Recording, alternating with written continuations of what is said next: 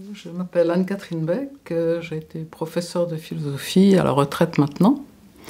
Voilà, que dire d'autre?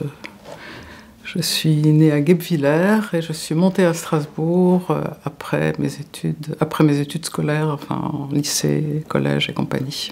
Voilà, après le bac. Ce que c'est être alsacien, pas évident de répondre à cette question. C'est en tout cas, si je prends mon expérience, c'est avoir eu très tôt le sentiment d'être à une frontière, d'être entre trois langues, d'être... Enfin ça c'est pour moi, hein, pour ma génération quand même, tout de suite après 44, 45, 46. Quand j'ai commencé à parler, j'avais quand même ces trois langues dans l'oreille en même temps. Voilà, c'est un petit peu ça c'est sur le passé. Après, je ne pourrais pas donner une explication très détaillée de ce que c'est qu'être alsacien, mais je ressens quelque chose quand même qui est lié à toutes ces expériences et qui a un fil conducteur qui traverse ça. Oui, d'une certaine manière quand même. Et être alsacien, c'est je crois quand même toujours ce rapport plus ou moins important aux trois langues. Et oui. Après-guerre, mes parents ne m'ont parlé que français. Et entre eux, par contre, ils parlaient l'alsacien. Avec ma grand-mère, ils parlaient l'alsacien. Les voisins se parlaient en alsacien. Et donc, j'ai l'impression, si tu veux, qu'il y a une langue qui a été une langue qui m'a été donnée, une langue maternelle, et l'autre, je l'ai grappillée à travers ce que j'entendais, ouais, et puis du coup, je l'ai appris, je dirais comme ça, un peu à côté. Parce qu'il y avait la troisième langue qui était l'allemand, parce qu'il y avait quand même aussi, par exemple dans ma famille, une cousine allemande. Donc j'entendais ces trois langues dans la famille. Et l'alsacien, à l'époque, était quand même très, très courant. Enfin, autour de nous, il y a beaucoup, beaucoup de gens qui parlent alsacien. Alors que c'est vrai qu'on a perdu cette langue, moi y compris, puisque on ne l'a pas transmis à nos enfants, qui ne l'ont évidemment pas transmis. Et voilà, c'est un de mes grands regrets. Mais au moment où j'aurais pu le faire, moi, ça ne m'est pas venu. Et je le regrette bien. Voilà. Il y avait de temps en temps des élèves qui étaient à l'aise aussi avec leur dernière année scolaire, qui était pas trop coincés, etc., qui étaient alsaciens et qui de temps en temps intervenaient avec une expression alsacienne. C'était pas courant, je reconnais.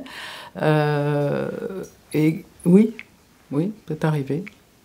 Mais évidemment, moi je peux dire par exemple que quand j'étais en terminale, moi, au lycée de Guebwiller, on avait un prof de philo absolument extraordinaire, c'est pas pour rien que j'ai eu envie de faire de la philo après, qui de temps en temps, avec des cheveux blancs, le vieux sage extraordinaire, et de temps en temps, tout à coup, quand il voyait qu'on était là un peu dubitatif sur quelque chose qu'il avait dit, il me disait « Yo, Kinder, jetzt Amelkum !» Tu vois, enfin, tout le temps, il intervenait comme ça, il y avait cette présence, et c'est vrai que ça m'est arrivé en cours, pas cette formule-là, mais de lâcher moi aussi une expression de temps en temps. Alors, pour ce qui est des élèves alsaciens par rapport à d'autres, si, ça fait partie de cette espèce ce qui reste à la surface, comme ça, de certaines tournures ou des blagues, je sais plus, enfin, il y en a une, je me souviens que j'aurais raconté un jour, d'ailleurs, elle est archi connue, celle-là. Enfin, je crois, hein, c'est l'Alsacien qui traverse le pont Corbeau, et puis il est là, il s'appuie, et puis il y a quelqu'un dans l'eau qui est en train de se noyer, qui crie « Au secours, au secours, au secours !» Puis il continue à le regarder sans rien dire, et l'Alsacien lui dit « Hättest du schwimmen gelehrt anstatt Französisch ?» Tu vois, et puis bon... ça, c'était un truc qui me faisait vraiment rire, m'avait fait rire, et voilà, et les élèves trouvaient ça drôle aussi. Enfin, je veux dire, les blagues alsaciennes, bon, la plupart sont pas sortables, mais c'est quand même un folklore qui passe. Et à la suite de ça, tu as de temps en temps des élèves qui venaient avec des petits souvenirs, des petites choses, mais beaucoup moins que ma génération, ça c'est évident. Beaucoup moins.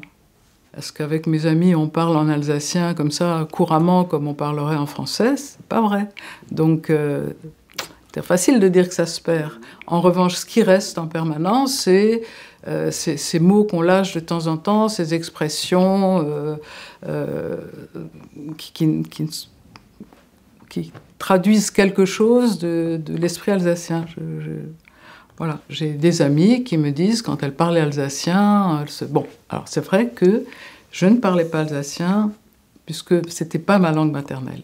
Mais j'avais des copines qui, elles, n'avaient parlé que alsacien, et qui se parlaient en alsacien, et je n'ai jamais, alors est-ce que c'était un cas particulier à cet endroit-là, il n'y a jamais eu de problème majeur. Évidemment, pendant les cours, pendant la classe, non, mais pendant la récréation, il n'y avait pas de problème. Ça, j'en suis certaine.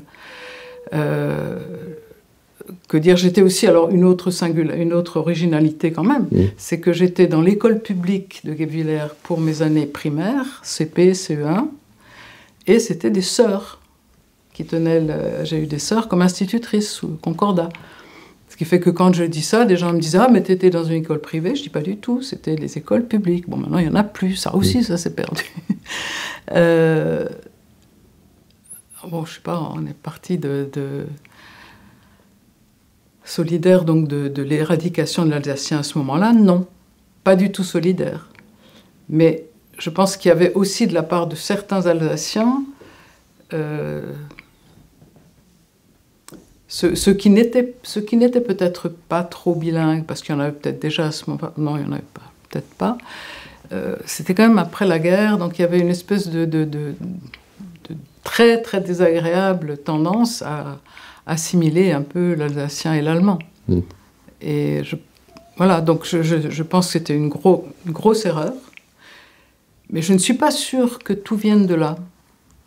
C'est une question. Je veux dire qu'aujourd'hui ce soit perdu, est-ce que c'est uniquement ça ou est-ce que ça serait perdu de toute façon? Ça, j'ai pas la réponse.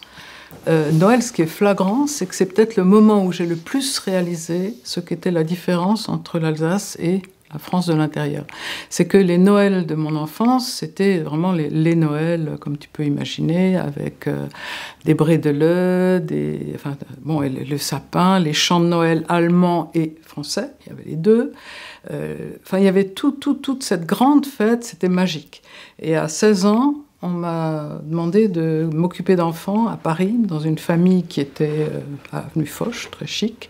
Et il se trouve que c'était de Noël jusqu'à, pendant quelques jours, dont les soirs de Noël.